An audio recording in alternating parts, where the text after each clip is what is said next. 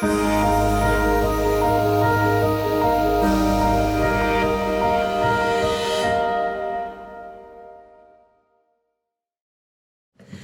morning, everyone. I'm Astrid Olive. I'm a French attorney. I live and I work in Toulouse, 200 kilometers north of Perpignan. And I will be the moderator of this panel. And I would like to present you Michelle Bruce. She's been, over the last 25 years, she has negotiated and reviewed thousands of network production and distribution contracts. Elle a donc beaucoup d'expérience, a lot of experience. She has worked inside a network and now she's on the other side helping filmmakers negotiate against the networks. Switching on. So she therefore has a great, very privileged understanding on the key issue which arise in contract. And always happy to help producer avoid and prevent a disaster. Voilà, pour éviter les désastres entre la production et la distribution. Et je voudrais présenter aussi, juste à côté de moi, Benjamin Serfati. Benjamin est avocat. À Paris, c'est un vrai avocat de défense. He's a litigation attorney in France, in Paris, and started as a commercial lawyer and turned into an art specialist for transaction, litigation, and even he's a mediator. So he covers it all, you know. Il couvre toute la partie entre le conseil, la transaction, la défense et même la médiation. Donc la médiation se développe beaucoup en France aujourd'hui.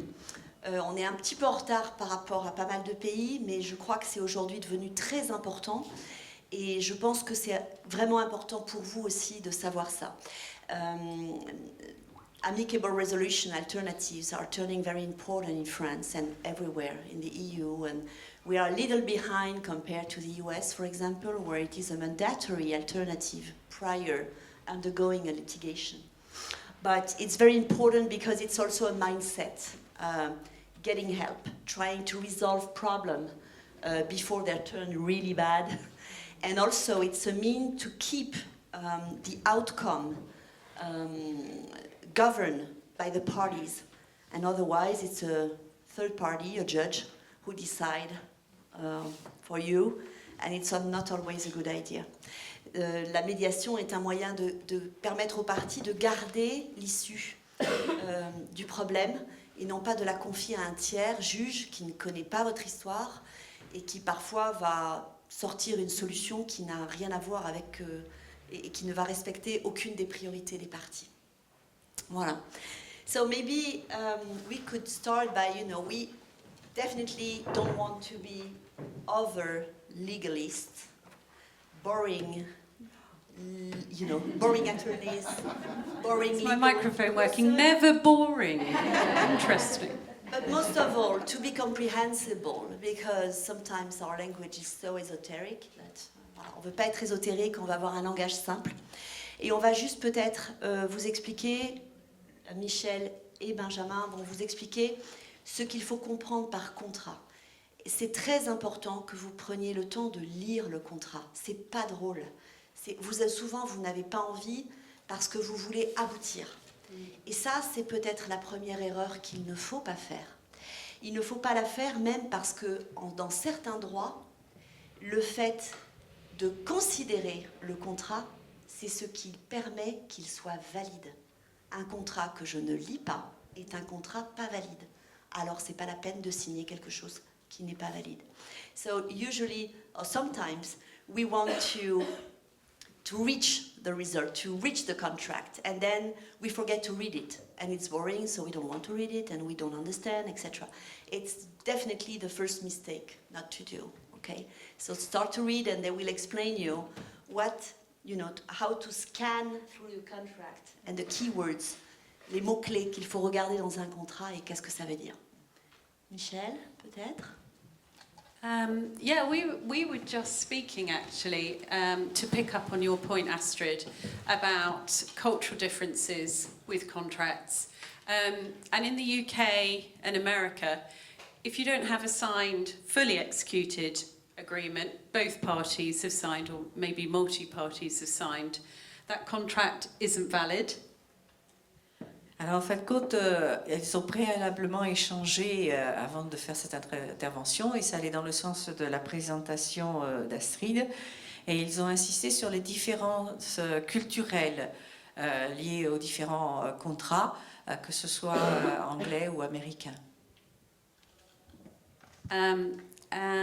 Benjamin, how does that differ from France in terms of whether a contract is validated if it's signed or not?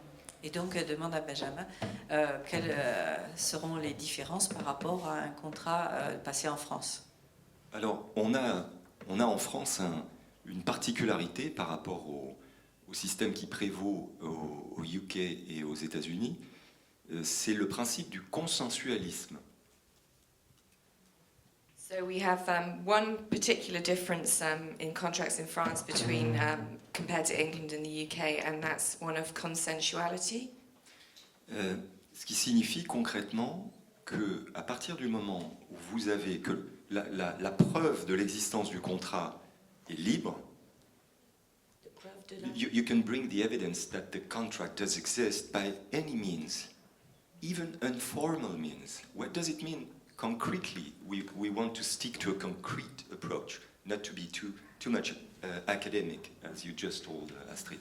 So, what does it mean basically? It means that with a simple exchange of correspondence, of email, setting by some bullet points the agreement intervened between the parties, basically the parties are linked. If, on the top of that, the contract, the execution, the performance of the contract started, then it's an evidence that the parties entered into an agreement and wanted to execute the agreement. I mean, to perform the agreement, execute and perform. Execution is performance in French. So it's what we call un faux ami, a false friend, a lexical friend, false lexical friend. But it's very interesting, this false lexical friend, because for you, I mean, you, UK and US citizens, the contract does not exist until it is fully executed, which is a major difference which can bring amazing situation, I mean very complicated situation, which led us to think and to laugh yesterday night when we talked about this, that pardon, il faut que je passe au français. En deux mots, en fait, en droit français, le principe qui prévaut, en droit des contrats, puisque le droit de la propriété intellectuelle et le droit, ce sont des contrats qui procèdent de deux sources de normes, le droit de la propriété intellectuelle, le droit commercial, pour vous dire les choses très simplement. Et en droit commercial, la preuve est libre. Et donc le principe du consensualisme veut qu'on peut rapporter la preuve de l'existence d'un contrat par tout moyen, et pas nécessairement par un contrat signé, paraphé, triple verrouillé, si j'ose dire, et signé par tout le monde. Pas du tout. Et à partir du moment où il y a un échange de volonté avec des bullet points dans 2, 3, 4 mails, et au surplus un début d'exécution de ce qui est convenu dans cet échange de mails, il y a un contrat. Alors qu'en Angleterre, aux États-Unis, il faut qu'il soit signé, paraphé par tout le monde, etc. Voilà. Point très important, pour rester lié au thème du jour, very important point, a very important issue to stick to the theme of the festival. You basically are artists. Vous êtes tous des artistes. I mean, the artists, the authors, of course, the directors, the writers, the photographers, but the producers as well are actually, if they were led to that kind of business, it's because deep inside themselves, I mean, they like creation. So there is sort of very obvious phenomena, which is euphoria. Euphoria. Quand vous êtes au début d'une collaboration, vous êtes porté. I mean, it's joy. It's the energy of creation. I mean, you know what we're talking about much better than we do. Which means that basically you can be, vous pouvez basculer dans un état d'hypovigilance, c'est-à-dire you are not as cautious as you should be. So you can, vous pouvez vous satisfaire. You can be satisfied with my word is my bond. Okay, so with the I look. taught Benjamin that one earlier. That's great. Actually, we were discussing the three of us of our different approaches. We do have a Latin approach, which is, so I was saying, Michel, so actually in France, you can consider whether you're a male or a female. We'll talk about this later. En France, vous pouvez dire, voilà, je t'ai donné ma parole, d'où tu me parles d'un contrat? It's almost an offense. C'est presque un vexatoire de parler d'un contrat. Dans certaines, on peut se le figurer. So, you can feel as excited as the dog felt yesterday. You remember the story at the call of nature. So, he wants to run with the wolves. Et donc, on va courir avec les loups, c'est la nature, c'est la I thought we were going to go on to the Chihuahuas and the snow story. On va courir. Because we can't match that one. But there's a possibility that we won't see you ever again. Because you could be the Chihuahua. Think of it. Oui, alors donc simplement, en fait, cette douce, plus ou moins douce d'ailleurs, mais cette douce euphorie qui s'empare des artistes au moment, souvent c'est après des années de galère. Après des années de galère, quand quelqu'un s'intéresse à votre travail et que vous vous dites, ça y est, this is it, on y est là, oh, cette fois c'est bon. Et ça a l'air sincère, vous êtes porté par cette énergie de création et donc vous vous sentez frétiller comme le chien, le berger allemand hier, qui se sentait frétiller au contact des loups et qui se dit j'y vais, c'est l'appel de la nature, hein, l'appel impérieux de la nature. Et on n'entend plus jamais parler du berger allemand qui s'est fait dévorer par les loups. Et c'est donc je disais, vous prenez garde à ne pas être vous-même le chihuahua dans cette histoire. Voilà. Donc je pense que vraiment, si vous devez retenir quelque chose de notre panel, de notre workshop, if you have to remind something of this panel, this is this major idea, and we decided, the three of us, that we must start with this very important idea. So, do I have a contract? Am I linked? Am I committed to some engagements? Est-ce que j'ai souscrit des engagements contractuels en l'état? Qu'il y ait un contrat matériel ou pas, peu importe. Un détail, pour terminer sur cette idée, just a detail to end with this issue. We sometimes behave as if we were Latinists. On se comporte parfois comme si on était latiniste. En vérité, we know 4 Latin words. On connaît 4 ou 5 mots latins. One of them is instrumentum. Instrumentum. The other one is negotium. Instrumentum is the document, the contract itself, I mean the paper document which materializes the agreement linking the parties. L'instrumentum, c'est le contrat, le document papier qui lie les parties. Le négocium, en droit romain, negotium, is actually the contract itself. Whether it is materialized or not, it doesn't matter. It is the contract which might link the parties, even if there is no paperwork, I mean material, contractual long form or memo deal. Voilà, c'est la différence. Donc l'instrumentum, il n'est pas besoin en droit français d'avoir un instrumentum pour que le contrat existe. Le négocium est réputé exister alors même qu'il y a eu un simple échange de mails. It could be stay seated, I mean stay on your seats. It could be only verbal. You can have a verbal agreement. If you have witnesses and the start of performance, what does it mean? It means that the will of the parties was to enter into this agreement and to perform it.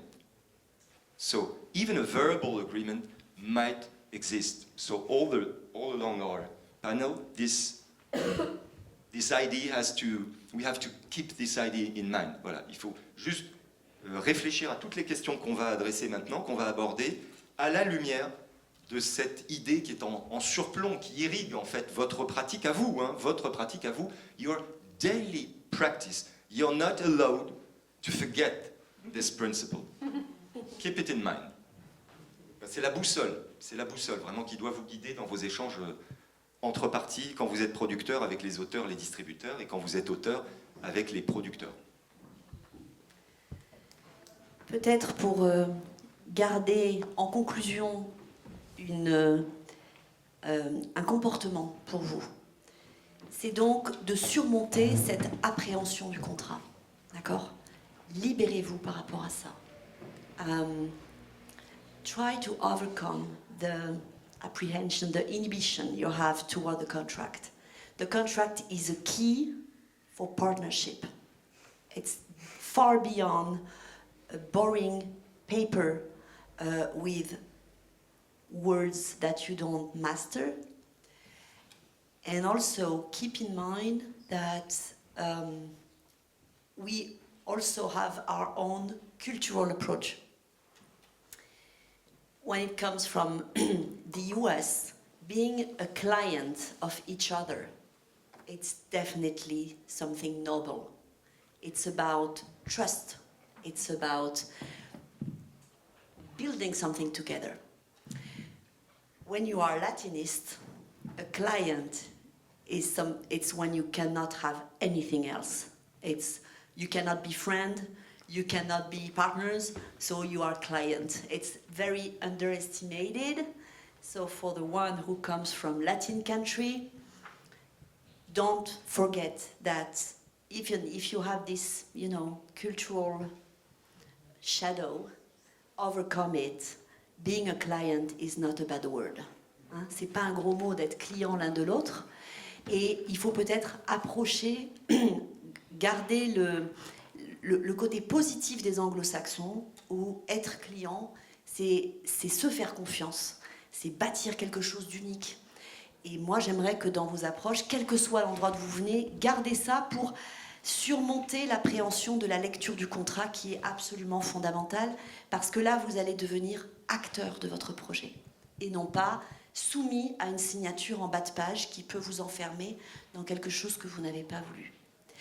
So maybe we could go through this. What is the applicable law to your contract? Depending where you are, depending where you contract with, who you contract with, the applicable law may be different. So it's maybe once you start to read your contract, maybe you can ask this question, or when you start building a project with someone, try to figure out which law will be applicable. Okay? And I was just going to add, often when you're scrolling through, and it depends if it's a US network agreement or an English agreement, when you're scrolling through your contract, the contracting law is clause 29 of 30. So by that point, you might make the concession because you think, I'm just going to say it's fine. Whoever's issued the contract, I'll accept the contracting law. But actually, it's really important to comprehend, as you said, Astrid, that fundamentally what you understand the terms of the contract to mean could be turned upside down depending on the contracting law. Donc ce qui doit être ajouté, c'est que la lecture du contrat est très très importante, et d'autant plus que quand c'est un contrat anglais ou nord-américain. Il faut vraiment, même si c'est à la dernière heure de la journée, en fait, il faut vraiment s'assurer que l'on comprend vraiment ce que le contrat veut dire, que l'on comprend les termes du contrat et ce à quoi cela vous engage réellement. Yes, indeed. So, going on with this issue, it means that you have to check if you have access And this raises the point of access to advisory, an advisor, which is quite important because at the beginning, for the less, au début, on ne peut pas forcément être aidé. Et c'est compliqué. En fait, il faut trouver le moyen de demander de l'aide. From the very beginning, you need to ask some help. I mean, it's a huge mistake to wait the clouds to see. I mean, the weather is turning stormy and there's a tropical storm. It's too late. It's too late. I mean, we can fix it. No worry. But it's a bit late. Better if you. C'est mieux de prévoir, de prévenir. Et dès le début, c'est difficile quand vous débutez de vous faire entourer par des gens qui peuvent vous éclairer. And it can be very easy. It's not necessarily very expensive. C'est pas nécessairement très cher. Those are prejudices. Enfin, ça, c'est vraiment des préjugés. Il faut vous faire aider au bon moment. Et donc, la première question qui se pose, c'est précisément la question du droit applicable. À quel droit va être soumise la relation contractuelle ? Et quel va être le juge compétent dans l'hypothèse où il y a des difficultés. So the two questions, from the very beginning, it's not artistic issues, sorry, but you have to deal with this. I mean, you have to learn to deal with this. It's what will be the applicable law with the consequences you've just understood, that kind of consequences. Vous avez vu les conséquences que ça peut avoir, hein, le droit applicable. And who will be the competent jurisdiction in case if any difficulty arises. And this is a tremendous point as well. Why? Because, for instance, in the UK, if you do face difficulties during the performance of your contract, it can be very complicated from the fees perspective. For a simple reason, the fees are much higher, and the court, in case if you lose your case, the court will order you to pay all the expenses really paid by the opposite party. In France, it won't be the case. It will be a small part of the fees, actually. So it can be, and you don't have any control over the opposite party expenses, do you? Donc il y a une conséquence qui peut être très dure selon le droit applicable et le juge compétent, c'est si, sans y prendre garde, vous concluez un contrat soumis au droit anglais et soumis à la compétence du juge anglais, si à la moindre difficulté, vous devez saisir le juge anglais, ce qui signifie concrètement engager des frais en Angleterre. Les honoraires des avocats anglais sont plus élevés, c'est de notoriété publique, que les honoraires des avocats français, peut-être même plus que les avocats US. Et surtout, si vous perdez votre dossier, d'abord, si vous agissez, vous avez un système de consignation, c'est-à-dire que le juge peut vous demander de consigner un certain montant pour juger du sérieux de votre action, que vous n'engagez pas une action un peu comme ça, comme un espèce de levier pour, pas un chantage, mais pour mettre la pression sur la partie adverse pour négocier. Donc, vous devez faire un dépôt, consigner une sorte de dépôt de garantie, et surtout, si vous perdez, vous pouvez être condamné à payer la totalité des frais d'avocat de la partie adverse, avec un effet très simple, c'est que ça vous dissuade d'agir. Donc, vous n'agissez pas, et donc vous êtes dans une situation de faiblesse par rapport à la partie adverse. Il y a une espèce d'asymétrie. The very consequence of this situation is that you have a deposit as well, and just to check that your action is really serious, and it's not an action lodged before an English court with, a strategic approach to negotiate, actually, and to put pressure under the opposite party, but you're not seriously considering the legal action before the court. Then to avoid that kind of behavior, English system provides that you have to deposit a certain amount of money, and with a simple consequence that at the end of the day you decide not to lodge your claim. So you're fragile, and actually you won't exercise your rights before a court ever, because it's too complicated, it's too far away, it's too expensive, and so you're fragile.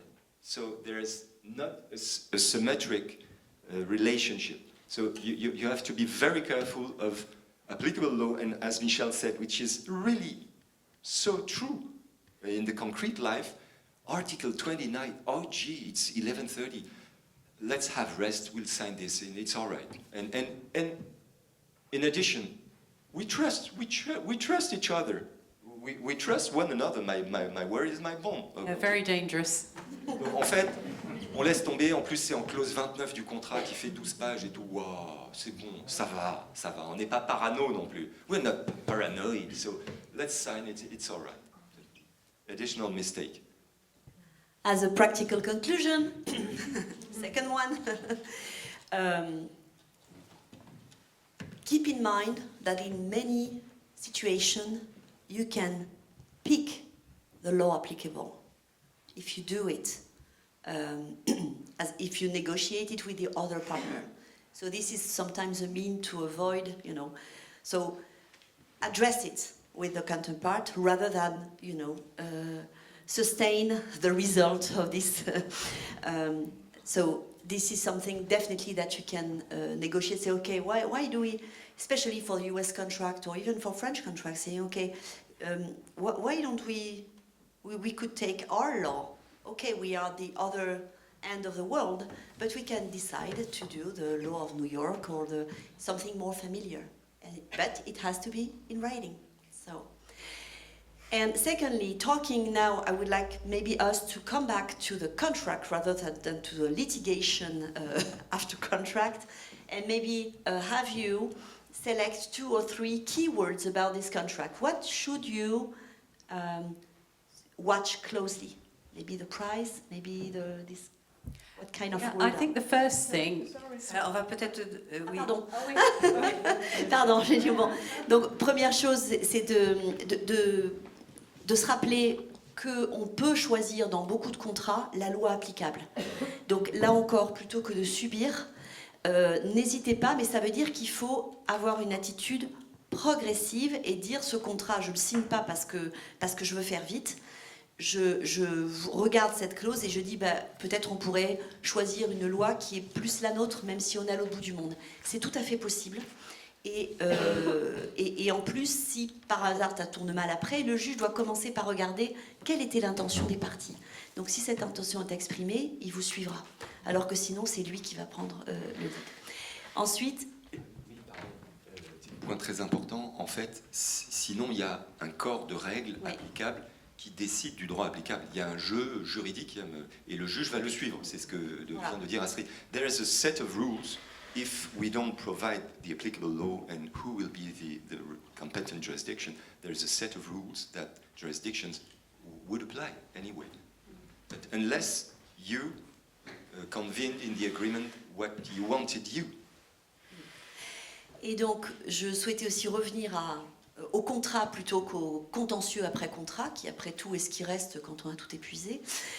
Et peut-être que Michel et Benjamin nous donnent et nous fassent une petite explication claire et accessible des mots-clés qu'il faut regarder dans le contrat. Hein. Donc je pense au prix, je pense au lieu, voilà, qu'est-ce qu'il faut que vous regardiez plus précisément comme mots-clés dans ce contrat et comment bien les comprendre. I think the first thing to say is it's really important to have a contract. La première chose à dire, c'est important d'avoir un contrat. Because I've often found myself in situations where producers have been filming over an extended period of time. Et en fait, Côte s'est trouvée dans la situation où les producteurs ou réalisateurs avaient déjà commencé le travail depuis un certain temps. Without an agreement in place. Et sans aucun accord déjà mis en place. And actually only last week I had a situation where a crew had been filming for 2 years in Patagonia. La semaine dernière, elle a eu une équipe de tournage qui avait fait un tournage en Patagonie et ça faisait déjà depuis plus de 2 ans. Without a confirmed agreement in place. Et sans aucun accord déjà établi.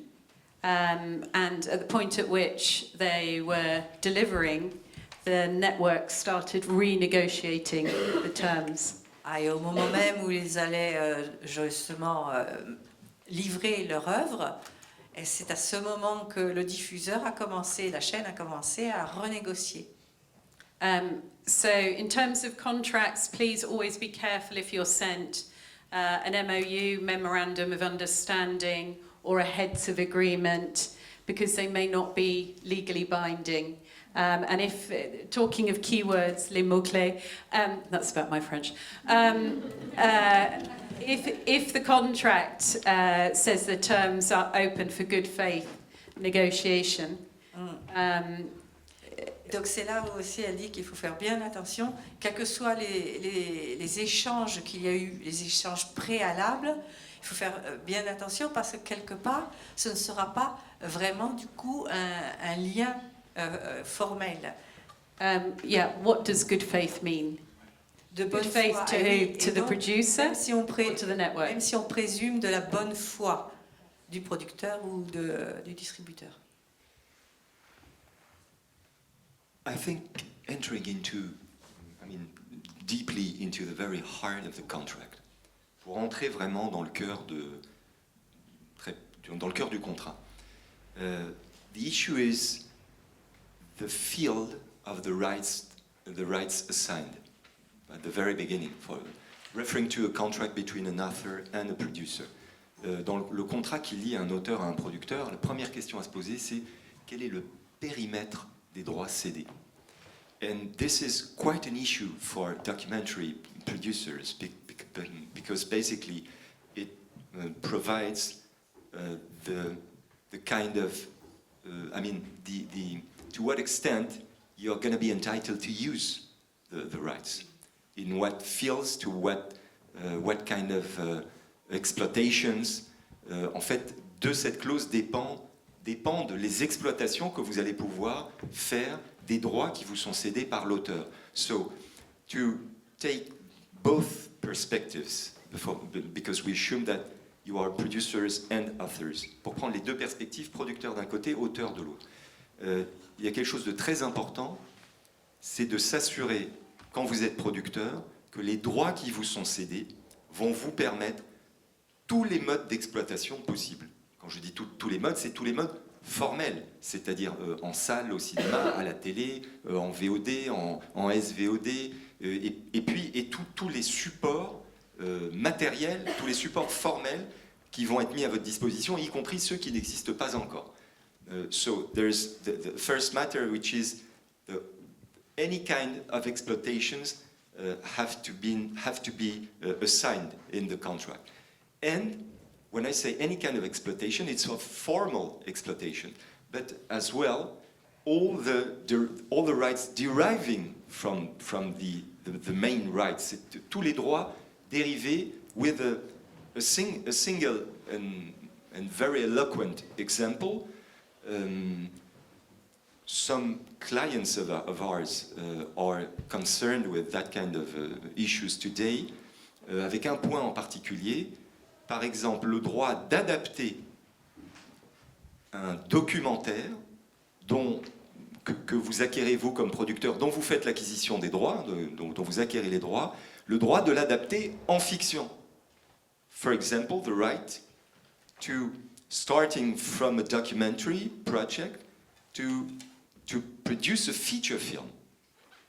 And we don't always think, some of our clients didn't think of it. So when you're a producer, it's quite a pity, because you can sweat to hold a project, to extract it out of the blue, and to bring it into the light.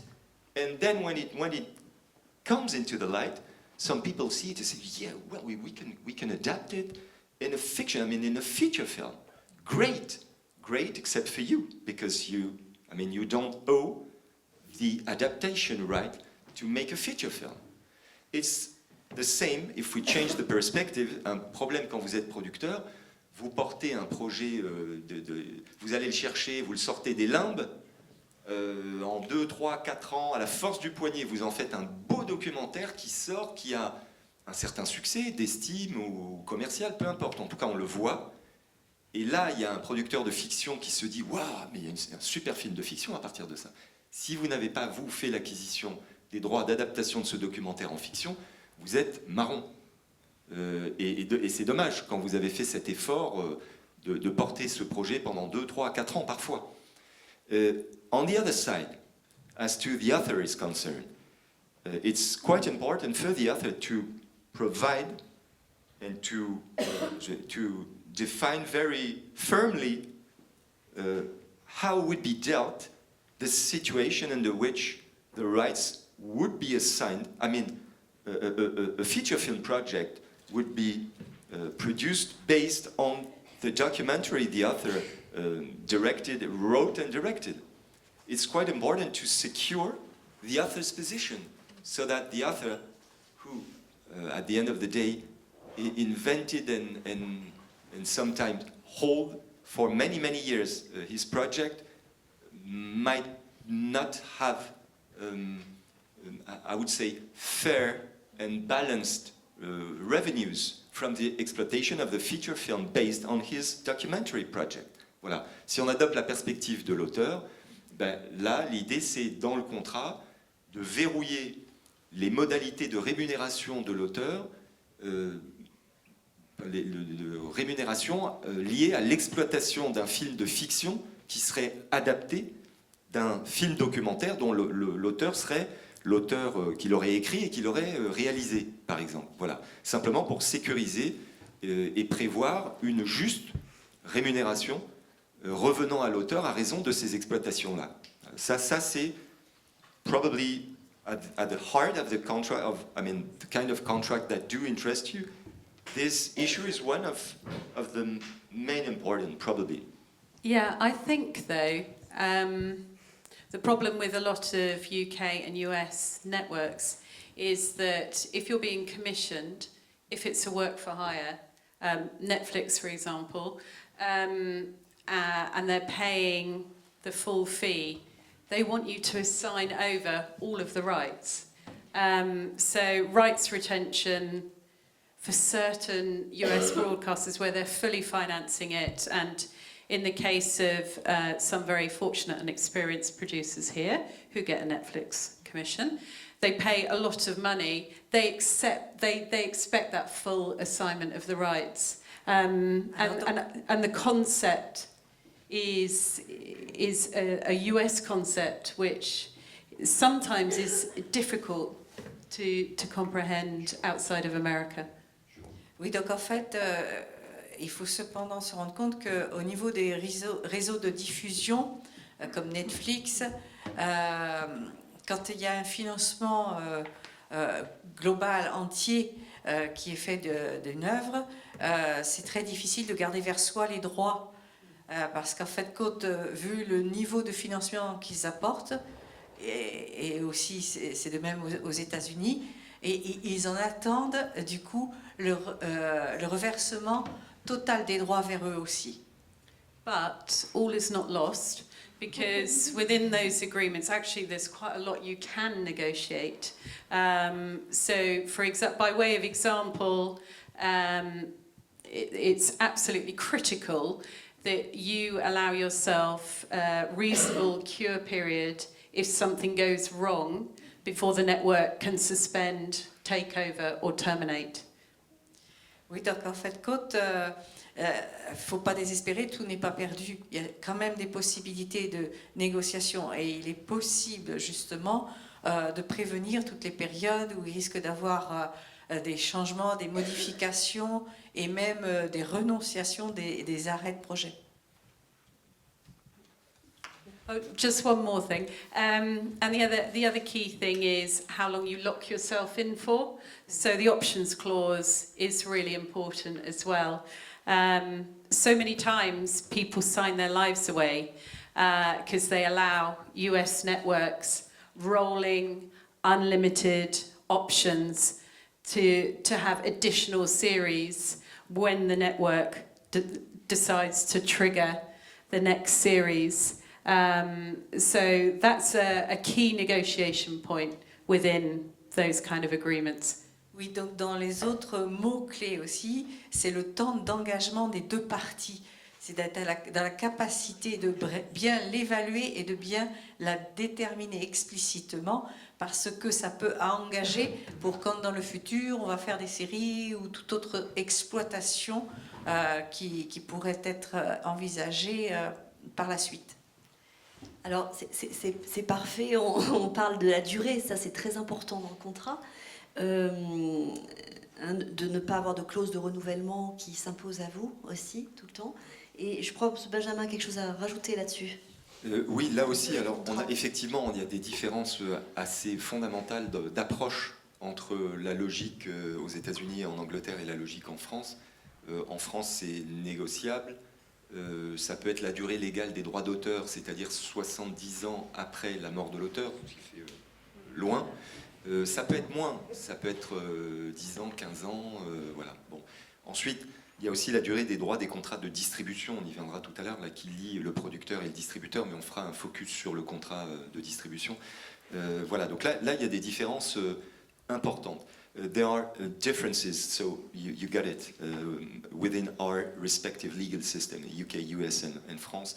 We can negotiate actually the length, the duration of the assignment of the rights, which is quite more complicated under your tropical climate. And, so there's a specific issue that can be tricky, which is the clause providing an extension of the rights assignment under some specific circumstances. And this can be an ambush. Il y a des clauses d'extension de la durée de la cession des droits, ou des droits d'option d'ailleurs, qui peuvent être d'un maniement très délicat. Dans quelle situation précisément? Quand vous avez pour être basique, un contrat de cession de droits d'auteur se structure souvent en deux parties. Il y a une période d'option, c'est-à-dire une période durant laquelle le producteur prend une option sur les droits d'auteur d'un projet, option durant laquelle il se renseigne, il va chercher des financements, il fait éventuellement des repérages, l'écriture du projet avance quand elle n'est pas terminée, et puis, une fois qu'il a suffisamment avancé, idéalement à la fin de la période d'option, il lève l'option, et là, pour le coup, il fait vraiment l'acquisition des droits. Et donc, pour l'option, au stade de l'option, il paye un certain montant, qui généralement est bien moindre que le montant global de la cession des droits. Et si au bout de 6, 12, 18 mois, son projet sent bon, a une physionomie qui lui plaît, il se dit il y a quelque chose à en tirer, il lève l'option, et là, pour le coup, il s'engage à payer le prix d'acquisition des droits. Basically, and to put it in a nutshell, the usual structure of that kind of contracts is an option period and then the very assignment of rights. The option, during the option period, the producer can manage the writing, can look for fundings, can look for locations, and if at the end of the option period he thinks that it smells good, that there's something to do with this, so he exercises the option and he really acquires the assignment rights. So at the moment he signs the option agreement, he pays, logically, usually he pays a certain amount of money, lower of course than the one he would pay at the moment he will exercise the rights. The problem is that, and it can really be a delicate situation, there are some situations under which the option time can be extended under some situations. And so in that kind of situation, if the option time is extended, the producer could consider that he is entitled to exercise the option, though we are beyond the stop date, the end, the formal date at which the option lapsed. But the author can challenge this approach and consider that no, the option has lapsed and it's not valid anymore. So this should be addressed in a subtle way. I don't want to enter into the details, I guess it's not the place, but just be aware of it when you say when you see in a contract an extension period clause, just think, oh, all right, red light or orange light, you have to yeah, gling, gling, gling, gling, you have to be aware of it. Juste prêtez attention dans les contrats aux clauses qui prévoient une extension de la durée de l'option.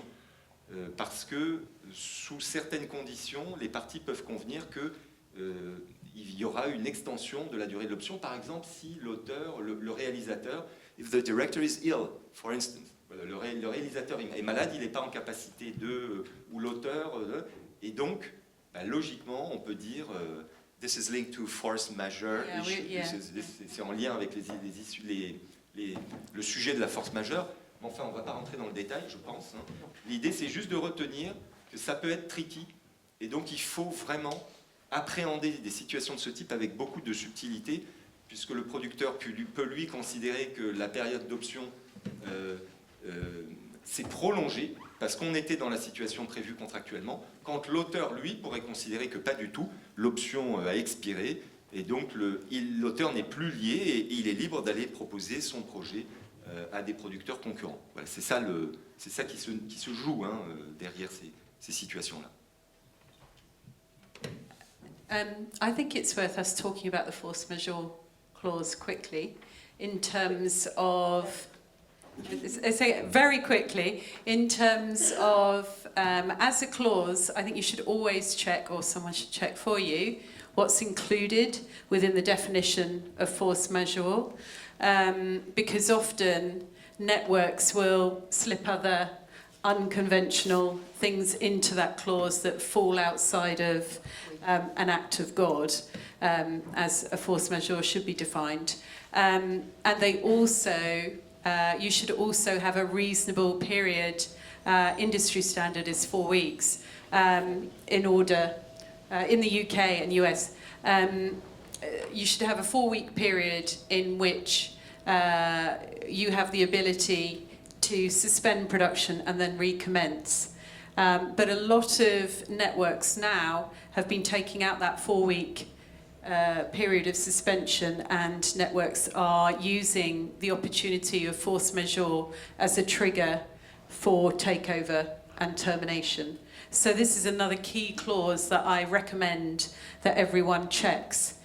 What's inside that clause and how long the force majeure can last before a network can terminate or take over.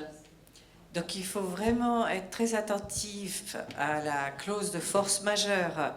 Il faut vraiment bien repérer tout ce qui a été mis en définition contractuelle de cette partie-là, parce qu'il arrive que les personnes avec qui vous allez être en contrat peuvent mettre des clauses insidieuses qui peuvent vous échapper, et ça peut arriver autant en droit avec un contrat anglais qu'américain.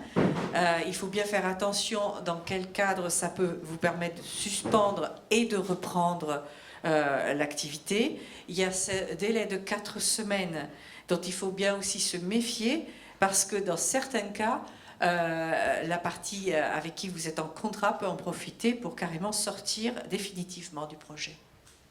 Ce qui n'existe pas en droit français d'ailleurs, la force majeure, ça c'est irrésistible, insurmontable, extérieur, hein, et elle s'impose à tout le monde.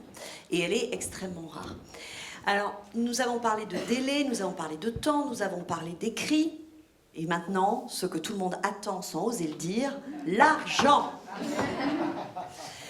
We talked about, provisions in writing, we talked about contract, we talked about duration of the contract, but now the most important, nobody dared to say it, but we all know it's the most important, is money.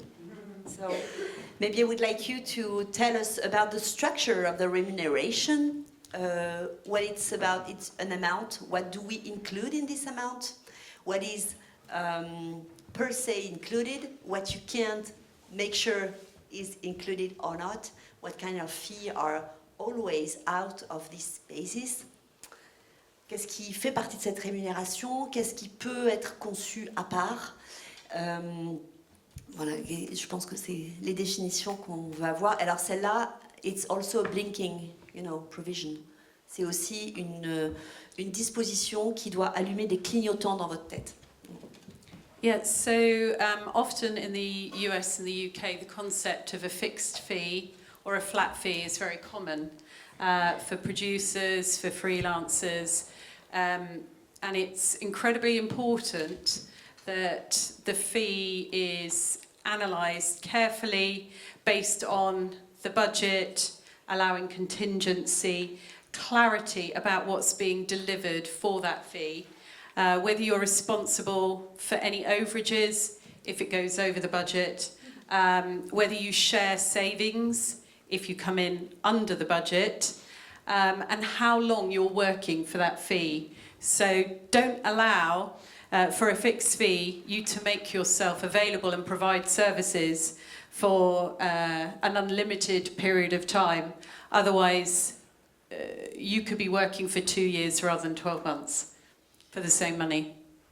Oui, donc dans le cadre de financement, il faut faire attention à toutes les clauses concernant la rémunération, et ça vaut donc autant pour les États-Unis encore que pour l'Angleterre, parce qu'on peut être dans une situation d'être captif d'un montant fixe, d'un forfait quelque part, alors que par ailleurs aussi il peut y avoir des clauses concernant des coûts qui vous seraient vous aussi réclamés. Et il faut aussi faire attention à ce qui correspond à la responsabilité en cas de dépassement, et même aussi traiter tout ce qui va concerner si en fait vous ne dépensez pas l'ensemble du budget, c'est-à-dire autant dans le dépassement que dans le fait de ne pas autant dépenser. Tout doit être regardé. En France, il y a un principe qui prévoit, alors pour un réalisateur par exemple, il y a une partie, c'est un peu conceptuel, il y a une partie de la prestation du réalisateur qui concerne son travail comme réalisateur, le temps qu'il consacre à la préparation du tournage, au tournage lui-même à proprement parler, et puis ensuite à la post-production, c'est-à-dire le montage du film, l'étalonnage, tous les travaux techniques de post-production. Et puis il y a un autre volet qui est la cession de ses droits d'auteur.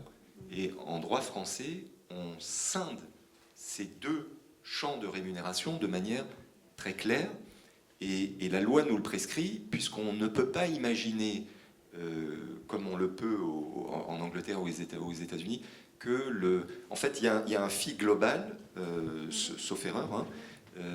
Donc chez nous, il y a vraiment deux sources de rémunération, et pour se conformer aux règles du droit du travail, le travail à proprement parler, work made for hire du réalisateur, fait l'objet d'un contrat de travail à durée déterminée. C'est un contrat de travail à durée déterminée d'usage.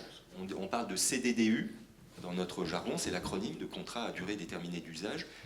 Et le contrat répond à des impératifs de forme pour sa validité même. Alors là, pour le coup, on est sur un terrain un peu différent. Le Code du travail est assez rigoureux et c'est un nid à embrouille invraisemblable. Il y a 15 ans de jurisprudence, là, de combat devant les conseils de prud'homme, cour d'appel, cour de cassation, chambre sociale, sur des situations dans lesquelles il n'y avait pas de contrat, ou plus ou moins de contrat, ou un contrat, mais ne répondant pas aux prescriptions formelles du Code du travail, moyennant quoi les salariés ont demandé, et ça a marché pendant des années. Alors, on a défendu des producteurs, et finalement, la jurisprudence a changé, le Code lui-même a changé, le Code du travail. Donc, le législateur s'est saisi de la question, ça a mis du temps, mais pour faire simple, les techniciens, parce que là, c'est un travail de technicien salarié, et le réalisateur d'un film, ou d'un film documentaire aussi bien, est à la fois technicien salarié et auteur-réalisateur. Donc il est rémunéré par une enveloppe de droits d'auteur pour la cession de ses droits d'auteur-réalisateur, et son travail de technicien salarié est rémunéré par un salaire, avec des charges sociales. Et il peut être tentant pour le producteur de glisser de la rémunération sur les droits d'auteur, d'augmenter l'enveloppe des droits d'auteur, parce qu'il n'y a pas de charge. Et donc il y a des contrôles, l'URSSAF, voilà, c'est autre chose, donc l'URSSAF contrôle. Donc il y a des règles pour ventiler les sommes, et surtout, j'en reviens à ce foyer de contentieux très abondant dont je vous parlais, des situations dans lesquelles les techniciens, au moment où la relation se gâte, au début c'était enfin, ciel bleu azur, et puis l'horizon se gâte, et puis finalement ça va pas du tout, on se tape dessus, et donc on s'est retrouvé avec des myriades de techniciens saisissant les conseils de prud'homme en expliquant que leur CDD n'était pas conforme aux prescriptions du Code du travail, de sorte qu'il fallait le requalifier en contrat à durée indéterminée, moyennant quoi la résiliation de ce contrat à durée indéterminée n'était pas conforme au Code du travail, avec tout un cortège d'indemnités qui en découle mécaniquement. Là, de ce point de vue, le Code du travail est terrible dans sa logique, dans les conséquences en cascade que ça emporte, implacable. Et donc avec des prods, des petites sociétés de production qui se sont retrouvées dans des situations épouvantables. Voilà. Parfois, ils l'ont pas volé, d'autres fois, ils le méritaient absolument pas. Donc, voilà. Tout ça pour dire que il faut aussi être très attentif à ces clauses. Under French law, social security, labor law provisions in France provide that you have basically to structure the fees, your author's fees, in two parts. The assignment of the author's rights for a director, for instance, and on the other hand, the work made for hire with payroll taxes. So often producers tend to swift part of the fees and to inflate the author rights fee and to reduce artificially the part of the work made for hire fee. And there is a severe control of the French Social Security Administration, so producers have to be aware of this. And even UK producers, if it's co-production and the part of the shooting is held in France.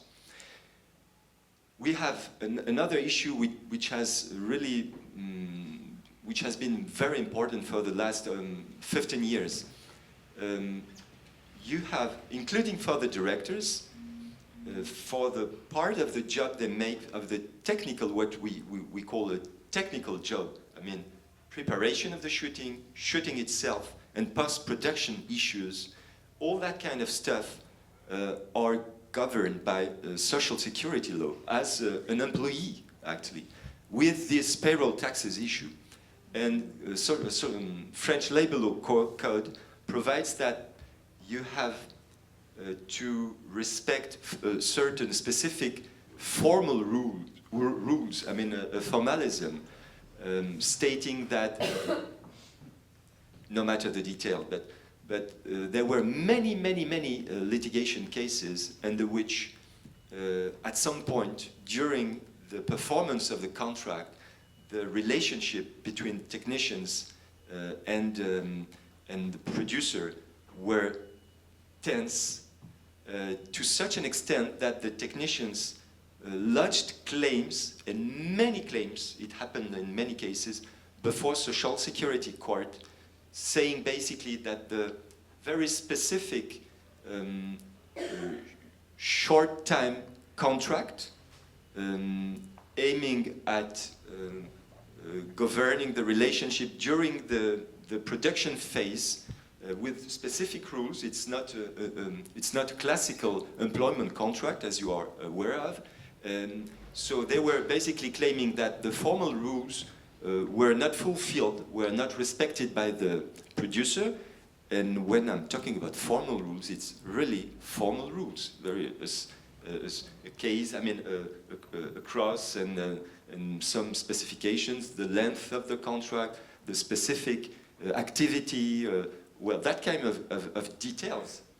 And those rules weren't respected, and then the sanction was very severe because it was the transformation, the requalification of the contract into a long duration employment contract, a normal employment contract, with all the financial sanctions, very severe, affecting the producers. And when it touches a small production, even for the big production company, it's a mess, but when it affects a small production company, it can lead the company to an insolvency proceeding, basically, a liquidation. That can be a disaster.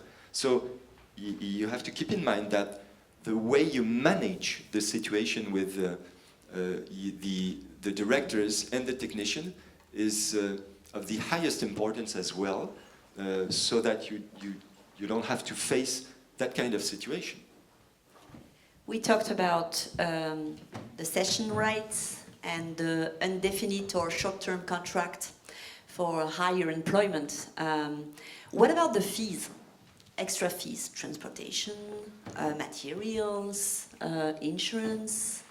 You have some specific recommendation to make? Est-ce que vous avez des recommandations à faire? On a parlé de l'aspect contractuel, droit du travail, avec des contrats, des CDD d'usage ou des contrats classiques de travail. On a parlé de la cession des droits. Dans la rémunération, quid des frais? Les frais de transport, est-ce que vous pouvez les ajouter? Est-ce qu'il y a des frais aussi peut-être de matériel, de couverture, d'assurance? Et comment est-ce qu'on liste tout ça dans les... Et qu'est-ce qu'il faut que vous abordiez sur cette clause de rémunération? My advice to producers who are looking to co-produce with French producers is that actually the budgeting process is very different. And the lines that you can put in budgets, especially if it's a treaty co-production, if it's a UK-France treaty co-production, or even a tripartite with Canada, the way French budgeting is put together is very different to UK-style budgeting. So by way of example, it's very common here in France to allow for a very generous contingency. So it can be between 10 and 15%. In the UK or US agreements, usually there is no contingency. So it's incredibly important when the heads of production from UK and French companies are looking at working together, when they're budgeting together, to understand the complexities of the budgeting process. And also, for example, a bit, as you were saying, Benjamin, actually, how people are paid is very different. So it's very common in the UK to pay people a flat fee for their services rendered, and that's the fee for the service that they provide.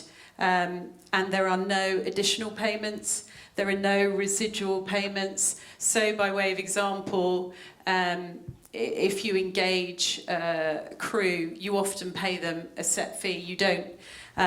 It depends if you're paying or if you're picking up a very well-established director or an executive producer. Maybe you treat them differently.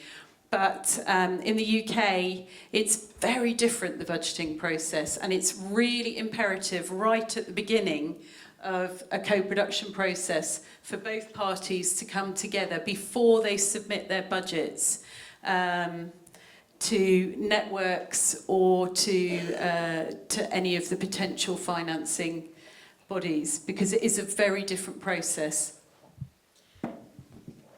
Oui, donc en fait, tout ce qui va être les coûts supplémentaires, les frais divers, ça va être très dépendant de qui est concerné par les contrats. Par exemple, s'il y a un contrat tripode, comme elle expliquait, c'est-à-dire avec une équipe française, une équipe canadienne ou une équipe anglaise, voilà, comme chacun a plus ou moins des fonctionnements et des habitudes de gestion différentes, il va falloir vraiment se réunir et se mettre d'accord de façon explicite. Par exemple, il y a une vieille tradition française, je le formule comme ça, l'intendance suivra. C'est-à-dire qu'en France, tout ce qui va être les frais généraux et globalement, ça va être très généreusement pourvu. C'est cette façon de fonctionner que n'a pas justement non pas ni les Anglais ni les Américains. Pas du tout. Il n'y a pas de budgétisation évidente pour tout ce qui va être l'intendance. C'est vraiment donc il faut être très attentif à cette différence culturelle. Et il en est de même aussi pour le versement des salaires et de ce qui va être la rémunération des employés. Parce que aussi, cela va dépendre de la façon de qui est l'employeur, qui va être vraiment celui qui paye le travail. D'où en fait cette insistance sur le fait de se mettre ensemble, d'opérer une réunion de concertation. Parfait. Yeah, indeed, in a nutshell, it has to be in co-production agreements, it has to be very clear. I mean, the way we deal with parties will deal with contingency fees. If at the end of the shooting and the production, there are remaining funds, how do we split them? And of course, in case of overheads, I mean, if you spend too much money compared to what you had forecasted, it has to be defined as well, the way the situation. But I mean, it's quite obvious for you, but just to mention it. Et en En français, pardon. Oui, juste dans les accords de coproduction, effectivement, il faut prévoir le sort des imprévus non consommés. Dans un budget, on a une ligne d'imprévus, c'est-à-dire on prévoit, si j'ose dire, ce qu'on n'a pas prévu. Enfin, on essaie de prévoir ce qu'on n'a pas prévu. Et donc, et donc en essayant de prévoir ce qu'on n'a pas prévu, on est dans l'hypothèse où on ne consomme pas la part du budget, c'est dans l'hypothèse où en fait il n'y a pas eu d'imprévu qui soit advenu, donc il y a une part du budget que les parties logiquement doivent se répartir si elles l'ont prévu. Et si elles ne l'ont pas prévu, c'est l'un des coproducteurs qui garde cette part si ça n'a pas été aménagé contractuellement. Bon, de la même manière, il y a la question des dépassements. Si on va au-delà du budget convenu, on décide qu'on mutualisera les dépassements et qu'on mettra, chacun des coproducteurs mettra au pot pour faire face à ces dépassements ou pas. L'un des deux peut dire non, moi je ne fais pas, je m'y engage pas, et auquel cas c'est toi qui assumeras s'il y a des dépassements. Voilà. Pour aller rapidement là-dessus. Est-ce qu'on dispose d'un tout petit peu de temps encore? Juste pour clore sur la rémunération, donc pensez à détailler qui paye quoi et quand. Le calendrier aussi de paiement. So, what is paid for what and when? You can also arrange the calendar or address it. Et bon, il faut, alors pas vous bien sûr, mais il faut penser qu'effectivement il y a des budgets qui peuvent être dépassés. Ça n'arrive jamais, mais avec vous, mais peut-être qu'un jour, think about that the budget may exceed what was initially decided, and that it's important to address. It's exactly what Benjamin said. Duration, payment, time, kind of sessions, and now maybe the termination, essentially. What other key elements before we move to, when something gets wrong, how to step out of the dead end? And often things do go wrong with wildlife programs because you're working with wild animals in remote locations. So it's really important that you've got good insurance and you understand the limits of your insurance, but that's something that a good production manager can do for you. And also you would often, with wildlife programs, be asked to sign a risk waiver clause, which is a very specific clause that you have when you're going into dangerous filming situations.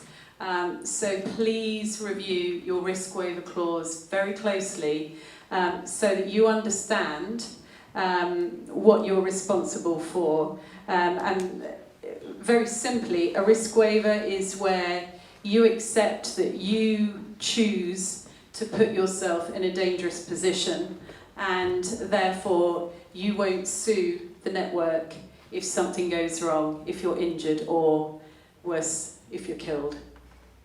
So insurance and risk waiver clauses I highly recommend in our kind of agreements for wildlife television programmes. As to the key elements, Donc en fait, en cas de problème, c'est d'autant plus important que dans le cas des documentaires auprès d'animaux sauvages, il faut absolument penser à l'assurance. L'assurance est inévitable et bien détaillée ce qui va être la clause spécifique de la prise de risque afin de déterminer l'équilibre de toutes les responsabilités.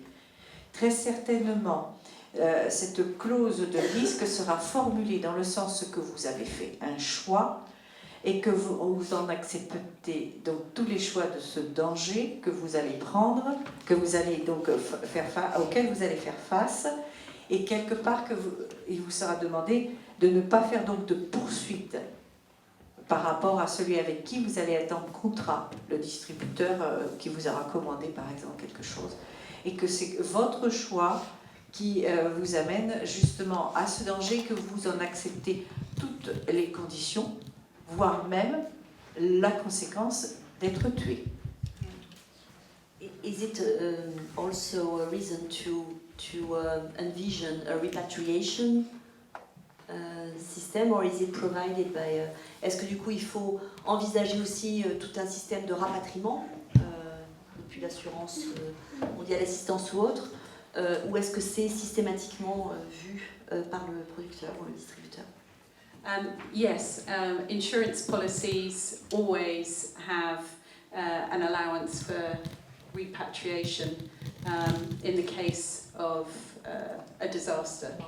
Ouais. Voilà, donc de toute façon, une assurance a toujours obligatoirement cette clause de rapatriement. As to the key elements, there is in the contract, there is a set of specific rules, a set of essential elements, of essential obligations, and parties have to respect these essential specifications, essential elements. Often it can be used when things turn a bit tense. It can be an ambush as well. Because parties are not fully aware at some point that they are deriving out of what was convened, actually. I'm thinking very concretely of the length of the film, I mean the duration of the film.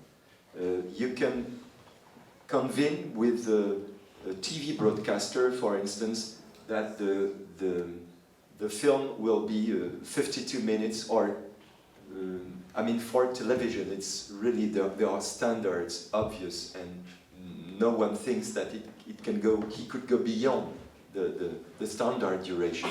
But for a film, which main exploitation in theaters, there's a margin of appreciation, and you have to be aware that. Any way, any step out of what was convened has to be validated, confirmed. And this one, it's a bit tricky. Even if you're in France, the validation has to be in written validation. You can't be satisfied with an oral confirmation that it's no big deal. If the contract provides that the film will be 85 minutes maximum, and 88 minutes, it's no big deal, don't worry, because that can turn into a litigation process further. The delivery date is a main issue, because in the same context that you feel confident with your opposite party, I mean with your contractual party, counterpart, you feel confident, you think that There's no big deal about delivering the material a bit later than the date it was convened, and actually it can be raised by the opposite party as an argument to say, all right, I terminate the contract because you did not respect the date, and the date, was of the highest importance. Suddenly, it becomes of the highest importance because, for many reasons, because, for instance, the film does not comply fully with the expectations of the broadcaster, for instance. Well, en français, en deux mots, il faut être très attentif aux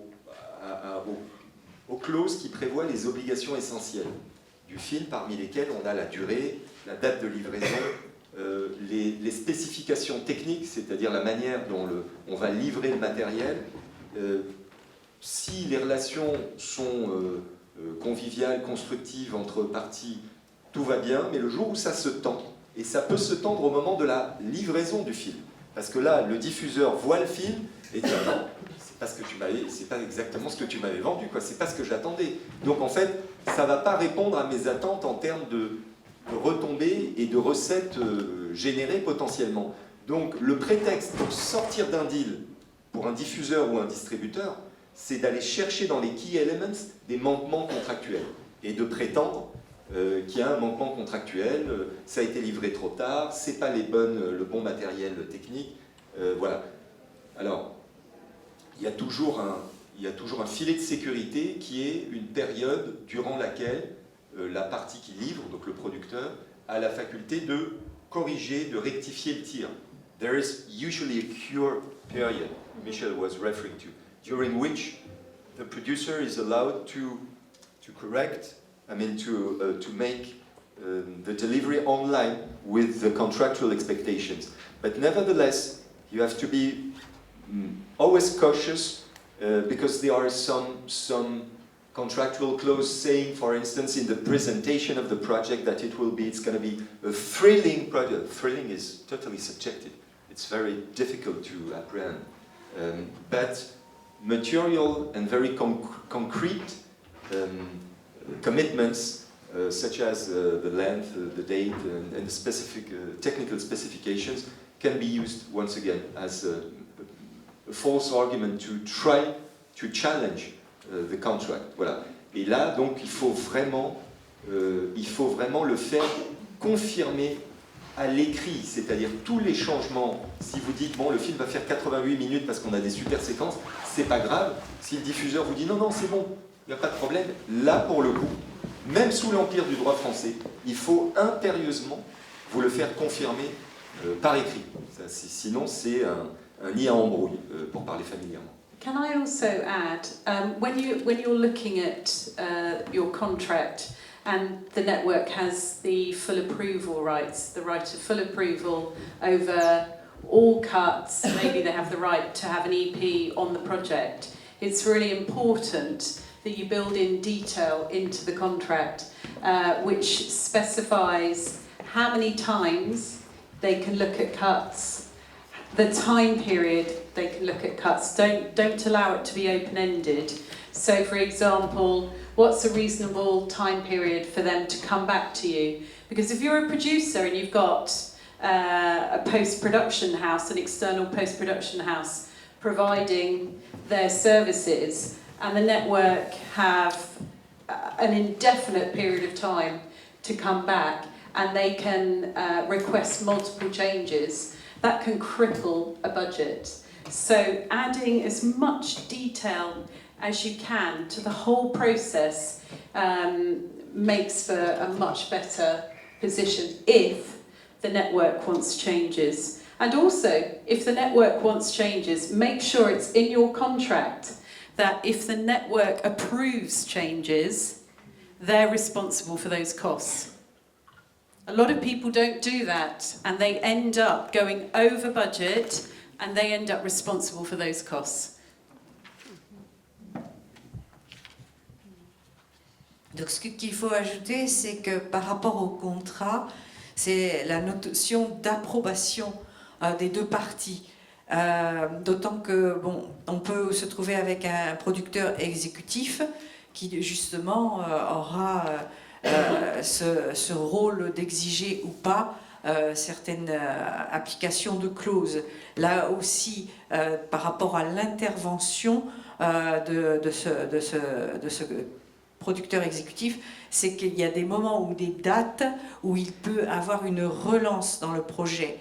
Et si les délais de relance ne sont pas définis, cela peut justement créer un problème. Le problème essentiellement est dû au fait que ça impacte le budget. Donc s'il y a un changement, s'il y a une modification, il faut donc qu'il y ait aussi un accord sur ce changement et sur et quand je dis accord, c'est donc un accord clair, explicite sur le changement et sur la modification, parce que cela engage et tout donc peut se continuer, et les frais et les finances donc seront assurées aussi contractuellement.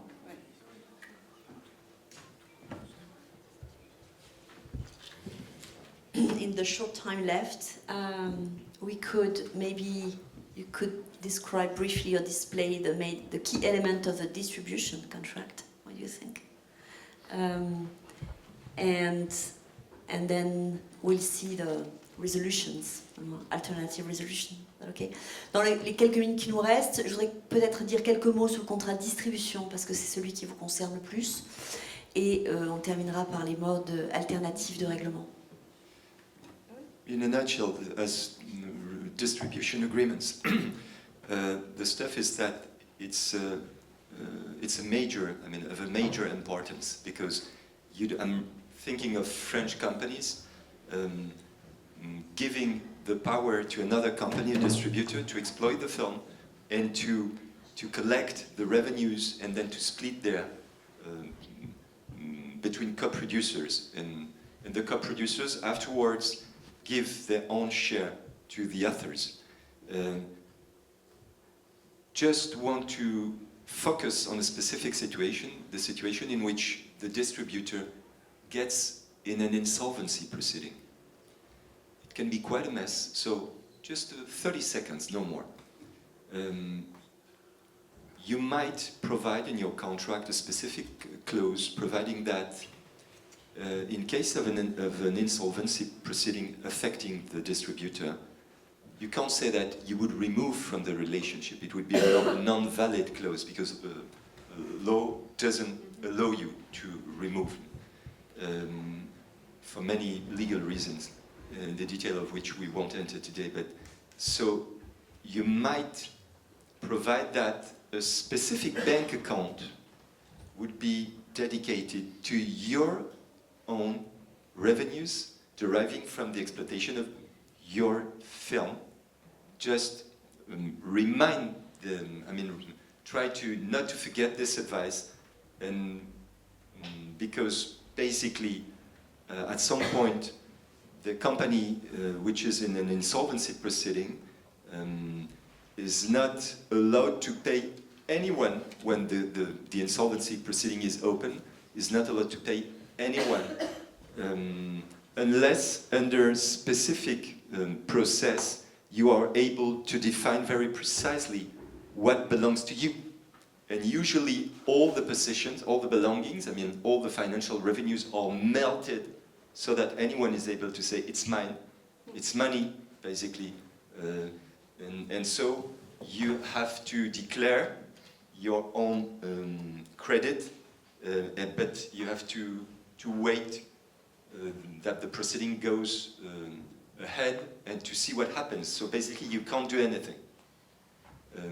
Juste un détail pratique, sans trop vous noyer sous des considérations techniques, si votre distributeur est fait l'objet d'une procédure collective, en particulier d'un redressement judiciaire, s'il est en liquidation judiciaire, c'est un autre débat, il y a une règle qui prévoit l'arrêt des poursuites, c'est-à-dire que vous ne pouvez pas aller revendiquer le paiement des sommes que le distributeur a collectées à raison de l'exploitation de votre film et qu'il est supposé vous reverser, vous ne pouvez pas en exiger le paiement. C'est terrible, et qui peut paraître très injuste. Mais c'est la loi. La loi, c'est quoi? Enfin, le rational de la loi, c'est de protéger la société qui traverse des difficultés, qui est fragile, et donc préserver l'activité économique et au-delà préserver l'emploi. Donc c'est le débiteur qui est protégé d'un certain point de vue, à votre détriment. Donc il y a une solution qui peut être d'isoler les flux de revenus nés à raison de l'exploitation de votre film, parce que là ça devient, en tout cas on retrouve des moyens techniques potentiellement d'aller appréhender les sommes qui vous reviennent. Dans le cas contraire, on ne le peut pas. The rationale is that of this rule is that the companies that goes in an insolvency proceeding has to be protected because economic activity has to be protected and employment at the end of the day has to be strengthened and protected. That's the reason why you can't sue your distributor even if he doesn't pay you amounts that do belong to you, that should be paid to you. All, I think, do you want to add something on the distribution stuff, Michelle? Yeah, only to add that when you're entering into a distribution agreement, obviously distributors want to license your program for as long as possible. It's really important within that distribution agreement that you have some kind of accountability for the service that they're providing, so that you have regular targeted, you ensure that you have sales projections and you have regular reviews, usually annual reviews, to look at the performance of the service they're providing. And within your agreement, you ensure that you have very clear provisions for termination if you feel they're not providing the service that they should be providing, because actually your program is incredibly important. You don't want your program lost within their catalogue, so you need to have specific clauses that make them accountable for reporting to you on a regular basis, but beyond that, specific steps within the agreement that allow you to terminate if your program isn't being represented in accordance with the agreement. Je vais traduire si vous voulez bien, c'est parfait. That's great, Michel. En fait, en complément, quand vous confiez votre programme à un distributeur, qu'il exploite, il n'a pas que le vôtre, bien sûr, il exploite tout un tas de programmes d'autres producteurs.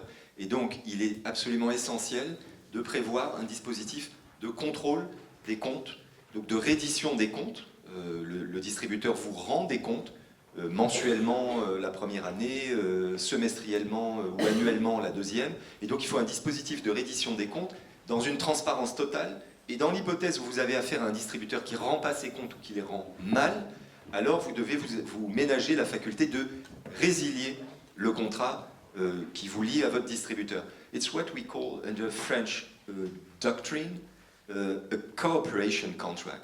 And actually I'm currently facing a situation very interesting with this respect of a Canadian co-producer. We're talking about a feature film, and he claims for an accountancy, for a transparency in the comment tu dis la reddition des comptes, the accountancy, le fait de rendre des comptes. Accountability. To be accountable. So he's claiming for transparency in the fact that the French distributor is accountable, and the distributor's lawyer replied, I mean this week actually, replied saying, we deal with it, and they are under an insolvency proceeding. And so they're saying, law protects ourselves.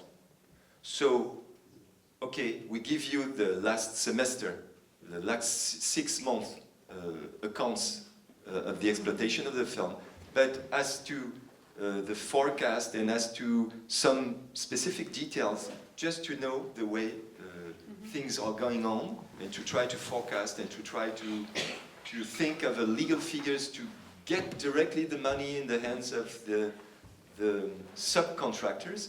And so they rejected the demand, which is legally not grounded, I guess, but it's very interesting. So it's a cooperation contract, and the distributor should be at any time in a position to be accountable. Yeah. So just to end with the alternate dispute resolution. 3 words. A little bit tight, really 2 words. Yeah. Well, Arbitration. Okay, arbitration, forget it. And Yes. as- I think you need to translate in French as well. Ah oui. oui, je crois qu'il vaut mieux aller à la médiation, c'est très technique. La médiation, pour terminer, Astrid l'a dit tout à l'heure. Alors l'arbitrage, c'est comme si on allait devant une juridiction ordinaire, étatique, devant un juge, sauf qu'en fait c'est un juge privé qui s'en occupe. Donc on est plus maître du timing, mais ça reste une procédure judiciaire. À Sauf, fuir. bon, À fuir. voilà, c'est pas forcément une bonne chose. Ce qui est intéressant à préciser, parce qu'il y a dans beaucoup de contrats, il y a des renvois à des arbitrages IFTA, et c'est pas nécessairement l'IFTA fait un travail très intéressant, mais ça peut être coûteux. Donc c'est pas forcément ce qu'il y a de mieux, ce qui est de plus approprié. As to the arbitration process, it might be better not to get into that kind of process for fees issues, and Very expensive. it's quite expensive. Even if IFTA association makes really a good job in terms, I think, but it's a bit too expensive. There is an alternate dispute resolution process that is tremendous and that can be really fruitful. We're talking about mediation, and mediation at any kind of the life of the contract. You can use this tool in order to stop. You have to dare. When a problem arises, you have to dare. This is really a fundamental rule. You have to dare. Cool, in a smooth way, there's no need to shout. But you have to dare to say, we've got a problem, and to address this problem. And if it can't be addressed for any kind of reason, so please ask for a mediation process, because through that process, you're leading the outcome of the problem, which can turn into a dispute, and which can turn, otherwise, into a litigation. And if it turns into a litigation, if you lodge a claim, ultimately, then the decision, the final outcome of the process does escape. I mean, you can trust your lawyer, you can trust law if you're a lawyer, but at the end of the day, you do not decide anymore. Instead of which, through the mediation process, you keep control, half of the control, the opposite part keeps half of the control itself, but you can design together a clever way out. And I'm a mediator. I've been litigating for more than 20 years. I've been a mediator for the last 7-8 years, and actually I see the result. It's thrilling, because even in quite heavily tense situation of high tension between the parties, really often discussion, dialogue, expression of it can even be hate at some point, because it touches to very deep stuff. It can free and relieve anyone, and at the end of the day, allow you to get space to invent a way out. And I like thinking that in your specific field, mediation is totally appropriate for a simple reason. You're artist, so your imagination is allegedly quite prosperous, let's say. Logically. And it's a film under French intellectual property code is une œuvre de collaboration. It's a collaboration, piece of art. It's a collaboration between writer, director, composer, and anyone who takes part of this creation process. And mediation actually is a piece of, a collaborative sort of piece of art as well. All right. So I think that you are particularly inclined to use that kind of solution, and it's 1,000 times better than entering into a formal dispute before an official court. Except in the US, where it is sometimes mandatory in some states to start by the alternative resolution, such as in DC, for example, you have to start by that. Otherwise, keep in mind that you can always insert this kind of provision, and it's really useful because you leave a way for transaction, for dialogue, rather than immediately going, reach a judge and then you don't keep a hand on anything else. Donc, dans certains pays, notamment certains États des États-Unis, cette médiation est un préalable obligatoire. Votre procès ne sera recevable que si vous êtes passé par là. Mais dans la plupart des autres pays, c'est une possibilité qu'on vous recommande vivement et que vous pouvez mettre dans un terme du contrat. Déjà, ça donne l'idée qu'on veut essayer de trouver une solution ensemble. Psychologiquement, c'est important. Et aussi, ça vous permet de garder la main si jamais on commence par discuter avec vous face à un juge, de dire il y avait une clause où on commence par discuter ensemble et on est souvent extraordinairement surpris des bons résultats parce que bien souvent les blocages sont psychologiques avant d'être juridiques. So just in a nutshell, no, the issue was how to avoid being duped. Just be aware, you'll be duped. I taught you the word duped You'll be earlier. duped, but you will understand why with the tools we gave you this morning. Thank you.